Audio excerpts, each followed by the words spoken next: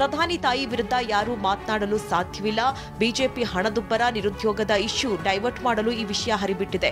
ಈ ಚುನಾವಣೆಯಲ್ಲಿ ಬಿಜೆಪಿ ಮತಗಳನ್ನ ಕದಿಯಲು ಬಯಸಿತ್ತು ಅಂತ ಸಮಾಜವಾದಿ ಪಕ್ಷದ ಮುಖ್ಯಸ್ಥ ಅಖಿಲೇಶ್ ಸಿಂಗ್ ಯಾದವ್ ಬಿಹಾರದ ಪಾಟ್ನಾದಲ್ಲಿ ಹೇಳಿದ್ದಾರೆ. ಚುನಾವಣಾ ಆಯೋಗದ ಜೊತೆಗೂಡಿ ಮೋದಿ ಪ್ರಜಾಪ್ರಭುತ್ವವನ್ನ ಕೊನೆಗೊಳಿಸಲು ಪ್ರಯತ್ನಿಸ್ತಾ ಇದ್ದಾರೆ. ಅದು ಎಂದಿಗೂ ಸಾಧ್ಯವಾಗಲ್ಲ. ಎಲ್ಲಾ ಬಿಹಾರಿಗಳು ತಮ್ಮ ಮತಗಳನ್ನ ರಕ್ಷಿಸಿಕೊಳ್ತಾರೆ ಮತ್ತು ಬಿಜೆಪಿಗೆ ಸೂಕ್ತ ಉತ್ತರ ನೀಡುತ್ತಾರೆ ಅಂತ ಆರ್ಜೆಡಿ ನಾಯಕ ತೇಜಸ್ವಿ ಯಾದವ್ ಹೇಳಿದ್ದಾರೆ.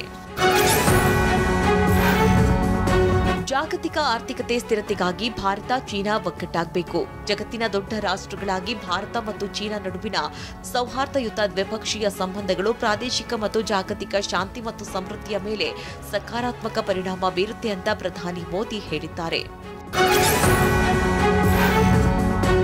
ಈ ವರ್ಷದ ಕೊನೆಯಲ್ಲಿ ಕ್ವಾಡ್ ಶೃಂಗಸಭೆಗಾಗಿ ಅಮೆರಿಕ ಅಧ್ಯಕ್ಷ ಟ್ರಂಪ್ ಭಾರತಕ್ಕೆ ಭೇಟಿ ನೀಡುವ ಯೋಜನೆ ಇಲ್ಲ ಅಂತ ನ್ಯೂಯಾರ್ಕ್ ಟೈಮ್ಸ್ ವರದಿ ಪ್ರಕಟಿಸಿದೆ. ಕಳೆದ ಕೆಲ ತಿಂಗಳುಗಳಲ್ಲಿ ಟ್ರಂಪ್ ಮತ್ತು ಮೋದಿ ನಡುವಿನ ಸಂಬಂಧ ಹೇಗೆ ಬಹಿರಂಗಗೊಂಡವು ಅಂತ ವರದಿಯಲ್ಲಿ ಉಲ್ಲೇಖವಾಗಿದೆ. ಈ ಕುರಿತು ಅಮೆರಿಕ ಇಲ್ಲ ಭಾರತದಿಂದ ಅಧಿಕೃತ ಪ್ರತಿಕ್ರಿಯೆ ಬಂದಿಲ್ಲ.